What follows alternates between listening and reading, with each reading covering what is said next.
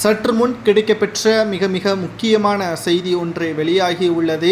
முதல்வர் ஸ்டாலின் டெல்லி திகார் சிறைச்சாலையில் அடைக்கப்படுவது உறுதிதான், அதுவரை நாங்கள் போராட்டத்தை கைவிட மாட்டோம் என்று சட்டசபைக்கு வெளியே வந்து எடப்பாடி பழனிசாமி அவர்கள் பேட்டி ஒன்றை கொடுத்துள்ளார். டெல்லி முன்னாள் முதல்வர் அரவிந்த் கெஜ்ரிவால் எப்படி மதுபான கொள்முதல் ஊழலில் சிக்கி சிறைக்கு சென்றாரோ, அதேபோல் தமிழகத்தில் முதல்வர் மட்டுமல்ல, துணை முதல்வர் மற்றும் மதுபான ஆயத்தீர்வு அமைச்சராக இருக்கக்கூடிய செந்தில் பாலாஜி, முன்னாள் அமைச்சராக இருந்த முத்துச்சாமியும் சிறைக்கு செல்வார் என்பதை ஆணித்தரமாக எடப்பாடி பழனிசாமி அவர்கள் உத்தரவை பிறப்பித்திருக்கிறார். ஏனென்றால் சபாநாயகர் நேற்றே சட்டசபையில் இதை பற்றியான கேள்விக்கு பதிலளித்திருந்தால் இன்றைக்கு அவர் மீது நம்பிக்கையில்லாத தீர்மானம் கொண்டு வந்திருக்க மாட்டோம்.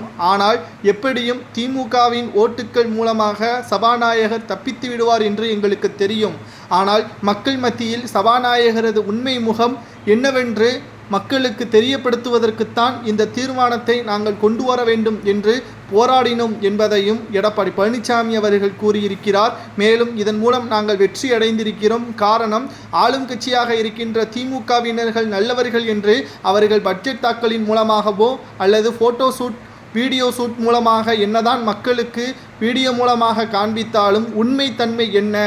கடந்த சில நாட்களுக்கு முன்பாக தமிழக டாஸ்மாக் தலைமை அலுவலகத்தில் நடைபெற்ற ரைட்டின் மூலமாகவும் திமுகவின் எம்பி ஜெகத் ரட்சகன் வீடு, அலுவலகங்கள் மற்றும் தொழிற்சாலைகளது வீடுகளிலும் ரைடு நடத்துவதன் மூலமாக பல கோடிகள் சிக்கியதையும் ஏன் திமுகவினர்களோ அல்லது அமைச்சரோ அந்த துறை சார்ந்த அமைச்சரோ எதற்காக பேசவில்லை?